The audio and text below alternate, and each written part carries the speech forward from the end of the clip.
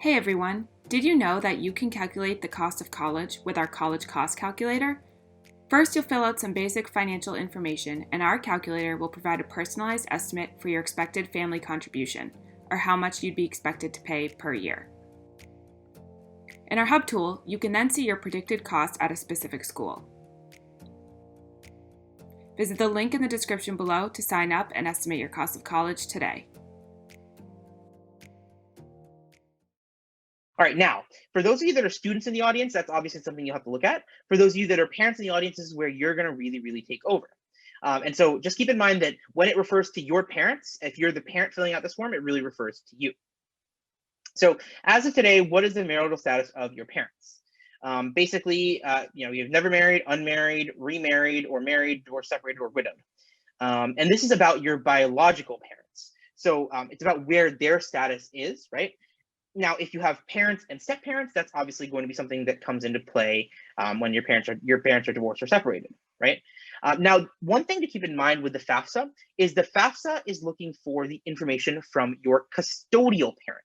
So let's say that your parents are divorced. They got divorced in November of 2007, just for argument's sake. Okay.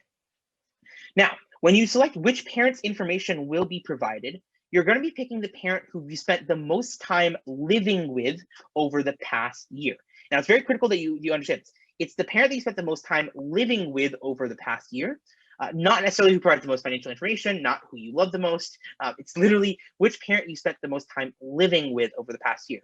Usually that's going to be the parent that has custody. If they have joint custody, it's just basically whoever you spent more days with in the calendar year. So in this case, let's say we're going to provide the mother's information, right? And then we'll go from there. So in this case, we have the mother's social security number. There's a bunch of demographic information that you have to add in for the mother.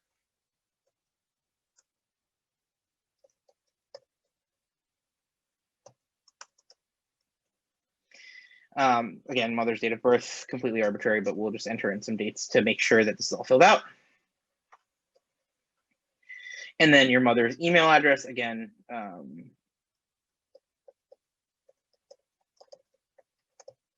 then go from there.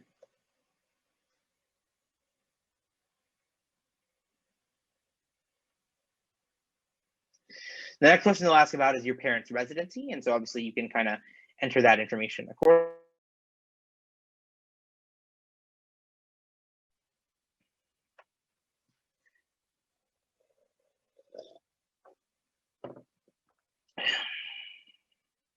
And then the next thing that they're going to look at is your household size. So how many people are actually living in your household? And they're going to look at obviously you, yourself, your mother's other children. If you have any siblings or if you have any step siblings, they can also go through. They also need to be added in here. And then other people who your mother supports, right? If of any sort. So this is other dependents. And then the number of people in your household that will be college students between July 1st, 2021 and June 30th, 2022. So one thing that's important to note is that when you're filling out the FAFSA, you're actually filling it out for the subsequent year, obviously, right? That's sort of where that comes from. And then in terms of how many people in your household will be college students, right? This is where you're going to get a benefit or a cost for for having more college students in the household.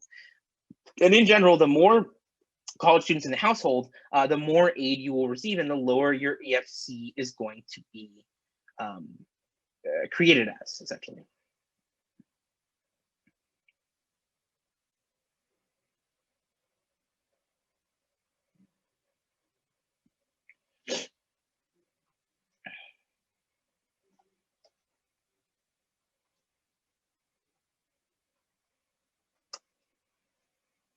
Oh, the other thing to keep in mind, obviously, is that you are going to enter in one for yourself.